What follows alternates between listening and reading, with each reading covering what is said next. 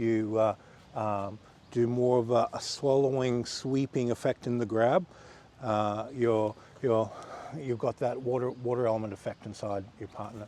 Notice with the air element, his center of gravity is going up, with the water elements going on this horizontal plane. And then when you add the fire into it, it's more sudden, and you're pulling on everything and pulling it into the hand. And then, of course, the last one's earth, where when you grab, you collapse everything downward with the grab.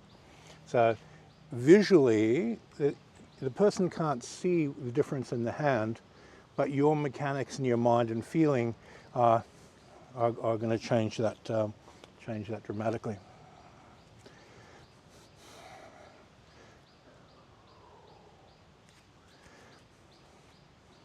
And you can play with the 4 elements in the grab, and your fingers are sort of go earthy, air, water, and you'll be doing micro adjustments, but you can make it all invisible and just do it with your mind.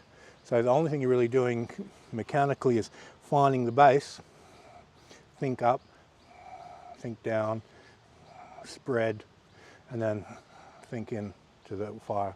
And your partner, you don't want to let your partner know what you're doing with your hand energy, as in mechanically, but your mind is doing it. So start off using mechanics and just use your mind. And what you want to do in relation to push hands is which one of those is optimal for the situation you put in while you're doing push hands, to amplify air element and so forth. So the claw doesn't have one personality, it has a whole range of personalities to it. And the information you put into it, energize, creates that effect. And just branch through the elements and go into sub-branches of effects of the elements, and you can peak the energy out more easily.